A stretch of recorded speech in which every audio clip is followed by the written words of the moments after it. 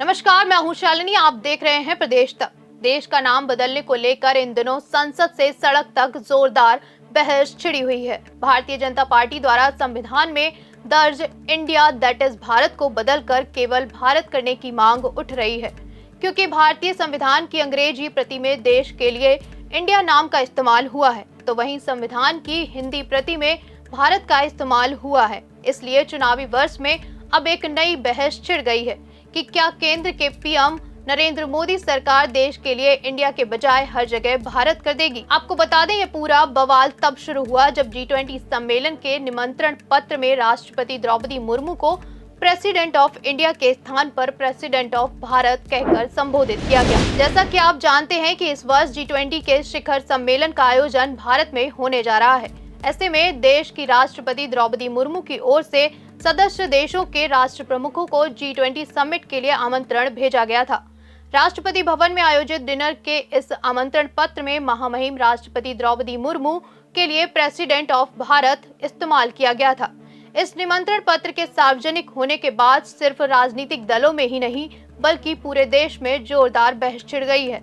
देश भर में भारत शब्द और उसके अर्थ की खूब चर्चा हो रही है। विपक्षी दलों ने आरोप लगाया है कि केंद्र सरकार ये इसलिए कर रही है क्योंकि कांग्रेस की अगुवाई वाले 28 विपक्षी दलों ने एकजुट होकर अपने महागठबंधन का नाम यूपीए से बदलकर इंडिया रखा है। सत्ता के गलियारों में अटकलें तेज हैं और मोदी सरकार 18 सितंबर से शुरू हो रहे संसद के विशेष सत्र के दौरान भारतीय संविधान से इंडिया शब्द को हटाने की योजना बना रही है।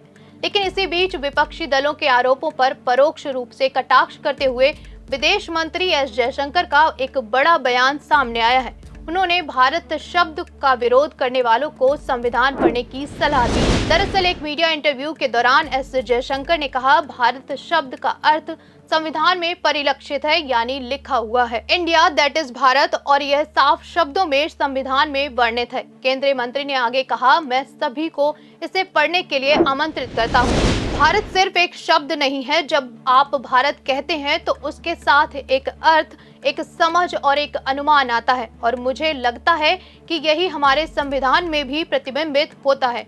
बिना पूरी जानकारी के हमें किसी बात पर प्रतिक्रिया नहीं देनी चाहिए। बता दें, यहाँ विपक्ष संविधान में देश का नाम परिवर्तन करने पर सवाल खड़े कर रहे हैं, तो वहीं बीजेपी नेताओं ने पीएम सरकार के इस कदम का पुरजोर समर्थन किया है। केंद्रीय मंत्री धर्मेंद्र प्रधान ने अपने सोशल मीडिया हैंडल पर राष्ट्रपति की ओर से रात्रि भोज के निमंत्रण की तस्वीर पोस्ट की और राष्ट्रगान की कुछ पंक्तियां लिखी। उन्होंने कहा, देश के नाम को लेकर संविधान में यह परिवर्तन पहले ही हो जाना चाहिए था, लेकिन ऐसा हो ना सका। भारत कहने से मन को बहुत संतुष्टि मिलती है। भारत हमारा परिचय है, हमें इस पर गर्व है। अब देखना ये होगा कि भारत और इंडिया के इस संग्राम में जीत किसकी होगी। देश से जुड़े इस अहम मुद्दे यानी संविधान में देश का नाम परिवर्तित करने को लेकर आपके क्या विचार हैं, हमें कमेंट बॉक्स में बता सकते हैं। इसी के साथ देश दुनिया की तमाम छोटी बड़ी खबरों की ताजा अपडेट जानने के लिए जुड़े रहें हमारे साथ। अगर आप ये वीडियो YouTube पर देख रहे हैं तो चैनल को सब्सक्राइब करें और Facebook पर देख रहे हैं तो फॉलो करें। धन्यवाद।